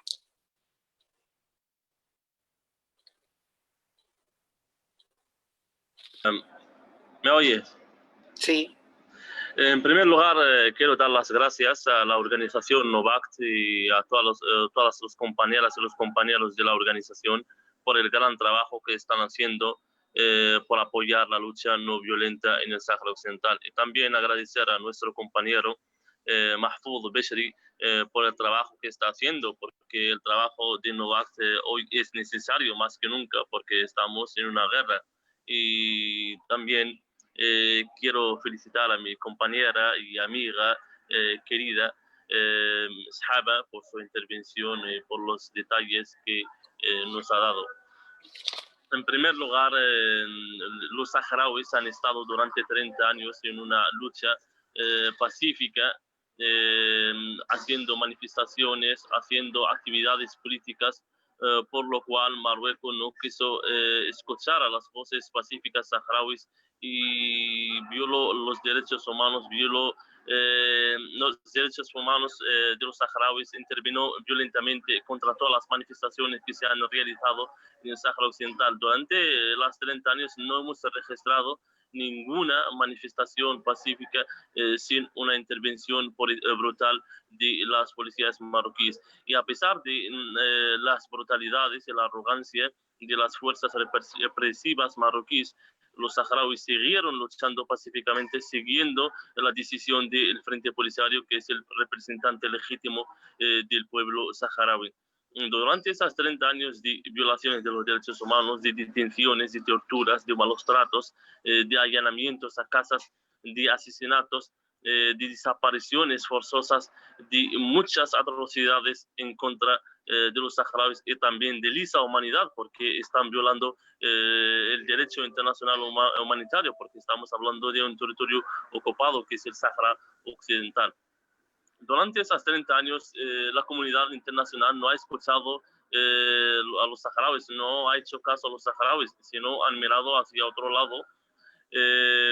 Nos han tratado con indiferencia, nos han tratado con dejadez.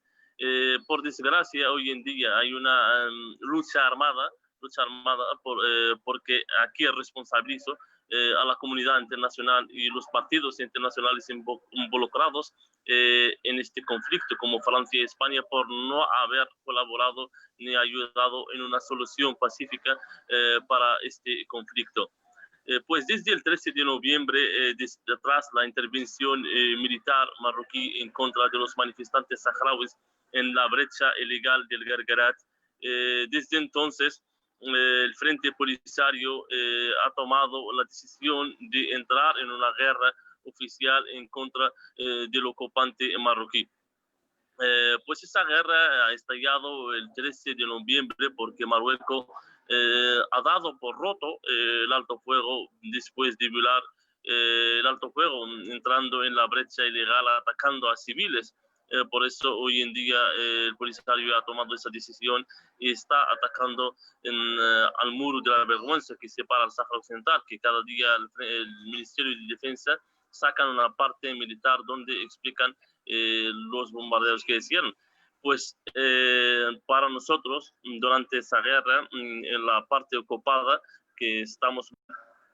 hemos notado y hemos documentado que hay un aumento de violencia, se ha incrementado la represión contra los activistas y contra los saharauis, porque han venido muchísimas fuerzas marroquíes, despligaron militares, fuerzas auxiliares, armadas en las zonas ocupadas. Estamos hablando de convoys de militares andando en las calles, acompañados por jeep, acompañados por coches de fuerzas de intervención, parando a la gente en la calle, registrándole los móviles por si lleva una bandera de la RASD en el móvil, y también han detenido a decenas de jóvenes, entre ellos discapacitados, y han allanado a varias casas de saharauis porque están metiendo error, quieren meter miedo en la gente para que no salga en la calle, porque hay bastantes saharauis que han salido a las calles en los primeros días de cuando se ha roto el alto fuego,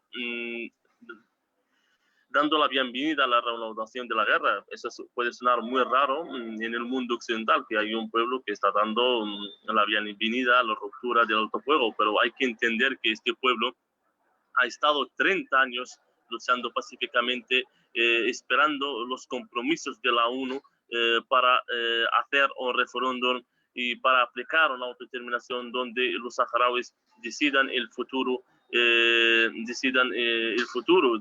para que sea un país independiente con soberanía. Pues los saharauis que han estado luchando, nadie ha mirado hacia ellos, por eso han tomado esa decisión, por desgracia, porque el mundo solo escucha a la gente cuando se derrama la sangre. Y también quisiera mencionar una cosa muy importante para los compañeros palestinos y los movimientos pro-palestinos, que después del tuit de Trump, que reconoció la soberanía marroquí en el territorio ocupado del Sáhara Occidental, que reconoció una soberanía que no es suya ni tampoco es de Marruecos, que es un territorio saharaui, que los palestinos, que en diferentes ocasiones he discutido con ellos sobre la falsedad del apoyo que da Marruecos a Palestina, hoy se ha demostrado claramente.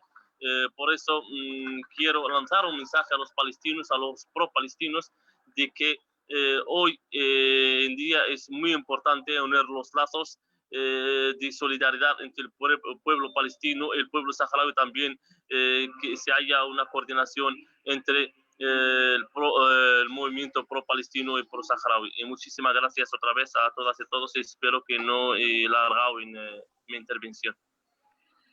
Te agradecemos muchísimo el haber juntado toda esta desgracia que tenemos ahora entre manos y que estamos intentando enfrentar de la manera mejor para lograr la paz, que es la dificultad que encontramos siempre.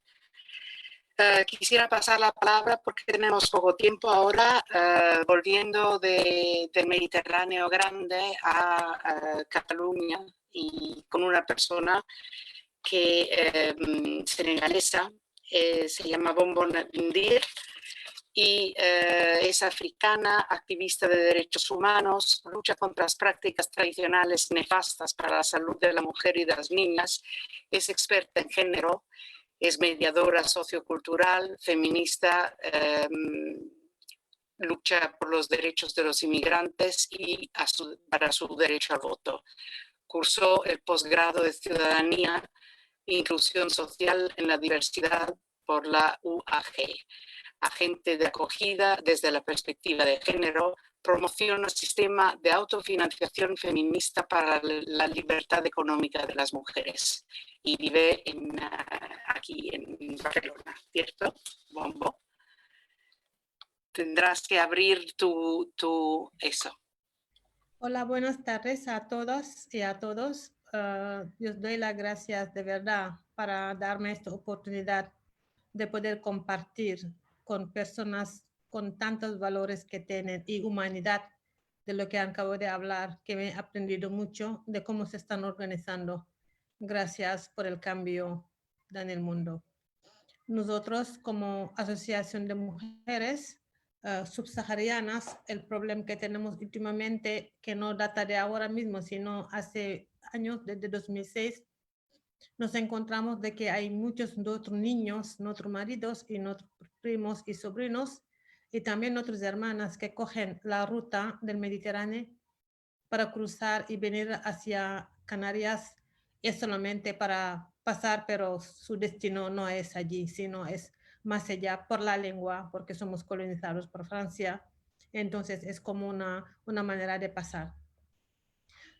El mes pasado, hace poco, nos encontramos con casi 500 muertos o 400 y pico de muertos, y era lo que como se llaman un boom, ¿no? Porque con la tecnología actual, pues todo se ve, todo se siente, pero también la tecnología nos ha ayudado de poder descubrir de que España, sobre todo la Unión Europea, avaló a España para el contrato de la pesca hacia Senegal. Una situación que es una renovación de este contrato. Si no había pasado en 2016, pero se habló poquito y gracias a la tecnología hemos sabido que esto existe, y lo más triste es que seguimos aún con la colonialidad, ¿no? De que seguimos pendiente, dependiendo de Francia, de Occidente, con la moneda que tenemos, pero lo más difícil, yo como mujer negra que vive en España, y veo las luchas que estamos llevando como mujer emigrante dentro de España, y ves que España está actuando con una situación esquizofrénico terrible. Es decir, para la pesca sí que yo quiero, y voy a llevar los barcos para que sacan todos los pescados que tenéis allí, pero vosotros no os queréis aquí, porque lo que hacéis es venir a quitarnos trabajo. Y yo creo que esto es puro hipocresía, y estamos hartos ya de esa situación. Por eso hemos pensado, nosotros como mujer, madres, agruparnos por dos cosas. Nos sentimos acusadas. Nos sentimos acusadas por el discurso que se oye desde Senegal, diciendo que las mamás son las culpas para que los niños se mueren en el mar, porque son ellos que favorecen a sus hijos que marchan. Y lo otro es que somos las víctimas, porque cuando se muere un hijo, las mamás son quien pierde. Y nosotros hemos pensado que lo que debemos hacer es levantar la voz, hablar de nuestra propia voz, porque realmente estamos cansados de que siempre hablan por nosotros. Tenemos capacidad de hablar y esto lo hacemos. La situación del COVID lo que hizo es peorar esa situación de la llegada de muchas personas que pierden su vida en el mar, porque estando en un país como Senegal, que sigue con los mandatos de Francia, que sigue con el mandato de lo que le dice la Francia, y entonces en un país donde las mujeres son el motor del crecimiento económico de este país, son las mujeres que luchan para llevar al final del mes, pero su trabajo es de día a día, y nos encontramos a que tenemos que copiar lo que hace Francia y tenemos un confinamiento. Y eso ha dejado a las mujeres en situación de precariedad total. Una situación de salud mental, de esquizofrénico, de decir, nosotros como africana, que somos comunitaria, sabemos cómo organizarnos cuando hay uno desgraciado, cuando hay una pandemia, pero también nos imponen de copiar lo que hace Francia. Entonces es una situación de salud mental realmente. Las mujeres que dejan sus enfermedades para ocuparse de cómo voy a tirar adelante. Y esta mañana he explicado en otro caso, las mujeres hemos tenido un poder sobre demostrar nuestra capacidad de gestionar, de vender los pescados cuando los hombres vienen con los barcos. Somos las mujeres que vendían los pescados, que llevaban esta gestión de dinero. Hoy nos encontramos que no podemos. Nos encontramos que seguimos otra vez en el segundo plan, que decidimos por nosotros. Y eso es una cosa que no se debe facilitar, que tampoco no se debe hacer. Y entonces nosotros hemos pensado lo que se puede hacer es buscar alianzas. Las alianzas lo que hacen es ayudar, porque nosotros culturalmente siempre hemos vivido de alianzas, de buscar, de trabajar con la comunidad. Todo es comunitario, las cosas buenas, las cosas malas, todo nos sentamos y cada uno aporta algunas cosas y con esto podemos tirar. Porque sabemos muy bien de que realmente cuando se habla de cooperación, la cooperación es una cosa que no es una cosa que se regala, sino es un derecho que se firmó para que los países que han sufrido esclavitud, que han sufrido colonización, pueden tomar sus decisiones personalmente con apoyo para su crecimiento. Nosotros lo que vemos aquí, de verdad, es un seguimiento del colonialismo y eso nos hace mucho daño. Entonces, ¿qué pedimos? La alianza a través de diferentes organizaciones que nos pueden apoyar para cambiar esta dinámica que hace en mi país, que también mi gobierno tiene una responsabilidad sobre eso, pero también reivindicar, reclamar a España de que cuando firma un convenio de un contrato con Senegal, que no ve solamente de que a mí lo que me interesa es tener pescado a mi país, sino exigir a mi país unas normas de derechos humanos y respetar los senegaleses como el win-win de 50 por 50. No aceptar que mi país esconde corrupción, porque España también está sufriendo mucho la corrupción que nos han dejado muy mal desde 2006. Y esto es una experiencia que España ha tenido que no debe dejar que esto se vuelva a repetir en otro país, sobre todo un país tan rico como África, que tiene todos los recursos naturales increíble, tenemos de todo. Solo necesitamos que nos apoyen, pero que nos apoyen dignamente. Entonces, esto es una demanda que pensamos que España, con todas las organizaciones que acabo de hablar, pueden apoyarnos. Y la otra cosa es las condiciones que viven una vez que estamos dentro de España. Con esta ley realmente que están matando a los inmigrantes. Una ley de extranjería que no recoge lo que España ratificó con los derechos humanos. Últimamente hemos perdido muchas vidas en un incendio en Badalona. Este sitio lleva 11 años. 11 años que han mirado al otro lado, 11 años que le quitaron agua, luz, que le quitaron de todo. No hay derecho. Y yo creo que esto también, nosotros ya hacemos un llamamiento a la acción nacional como internacional. Y llamamos a todos los negros del mundo que hagan cosas respecto a España, porque también España se dice, si no chillas, no comen. Es de la misma manera. Si nosotros nos callamos, esta cosa no se soluciona. Los afrodescendientes están luchando. Los niños que en aquel le llaman segunda generación, no son de segunda generación, son de aquí. Y que España los tiene que aceptar. Bien que España nega totalmente su negritud, pero tiene que aceptar que ya España no es blanca como lo piensan. Y la otra cosa que también yo quiero compartir es que yo como africana, que todo me han pasado oralmente y lo guardo y yo sé lo que ha pasado en mis antepasados, porque es una cosa que me han legado mis antepasados y lo tengo presente. Pido a los españoles que tengan presente su memoria histórica, porque es la memoria histórica que te permite de situarse donde estás y de preparar tu futuro. Entonces, España no puede violar realmente los derechos humanos, porque España ha sido también un país de migrantes que salieron fuera, cuando vivieron la dictadura, cuando vivieron la guerra civil, cuando vivieron muchas hambre. Entonces, que se pongan con la empatía, que se miran en la cara y que dejan la política que hacen hacia los inmigrantes, sobre todo los partidos fascistas, extrema derecha, que dicen que nosotros somos quienes los quitaron el trabajo. No, nosotros venimos a trabajar. Nosotros no venimos a robar, venimos a trabajar. Entonces, nosotros como mujer africana estamos luchando de lo máximo que podemos para poder tener una fuerza, pero una fuerza comunitaria, como siempre le hemos hecho en África, abajo del árbol, donde nos consultamos, donde llevamos todo lo que pensamos y aquí compartimos las necesidades y hablamos. Muchísimas gracias. Solamente quería añadir de que apoyo mucho el tema de Saharaui, porque yo pasé allí llevando una ambulancia desde Barcelona hasta el pueblo de mi madre. ¿Para qué? Para ayudar a las vidas. Entonces la vida es un derecho y la libertad también es un derecho. Y yo creo que lo de palestino, de saharaui, es una cosa que el mundo tiene que meterse su mano y trabajarlo desde los derechos humanos. Gracias. Bombo, te agradezco muchísimo que hayas estado con nosotros.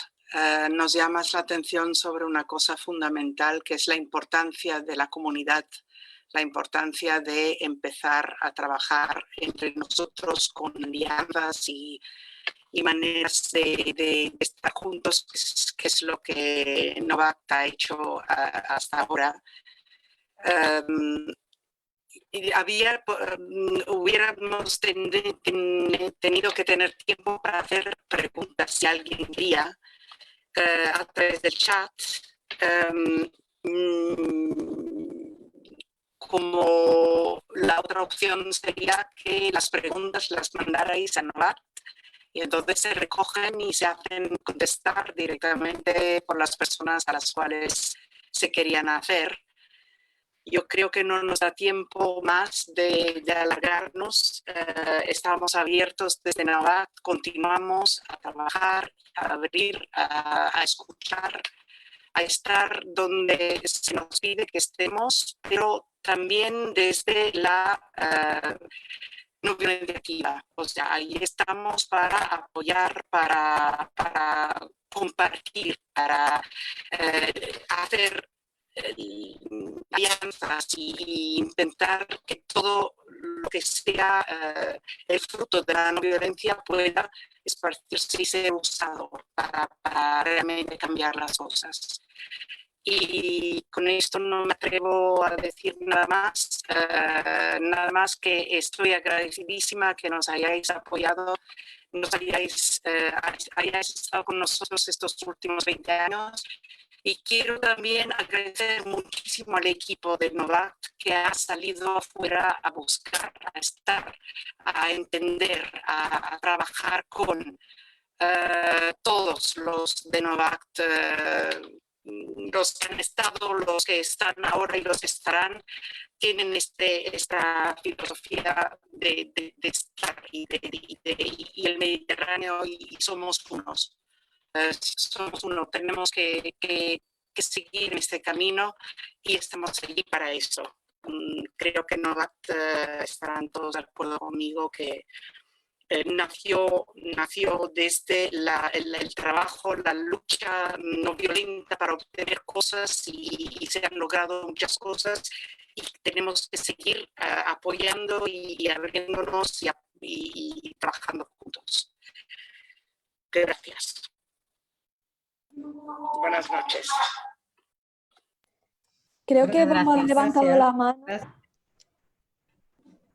Yo había levantado la mano porque me dejé de hablar del proyecto que tenemos en Senegal actualmente, de grupos de mujeres que a raíces de la pandemia están pasando muy mal, entonces estamos intentando agruparnos y trabajar entre todos un proyecto que tiene 3 líneas, que es, uno es la economía feminista, la otra línea es la salud mental, pero para las mujeres, y el otro es poner como agenda política, reconocer a las mujeres senegalesas como portador y motor del cambio. Es un proyecto que lanzamos y que podemos dar más información sobre cómo queremos llegar a esto. Muchísimas gracias. Gracias a ti, Bombo, y quiero dar la palabra por último a Lucas si quiere decir algo. ¿Luca? No está. Pues I thank everyone who was with us, everyone who has brought new visions to Novact and whom we work with heartfelt belief in non-violence and the non-violent way. So thank you all for having been here with us, and we hope to meet you in person someday very soon.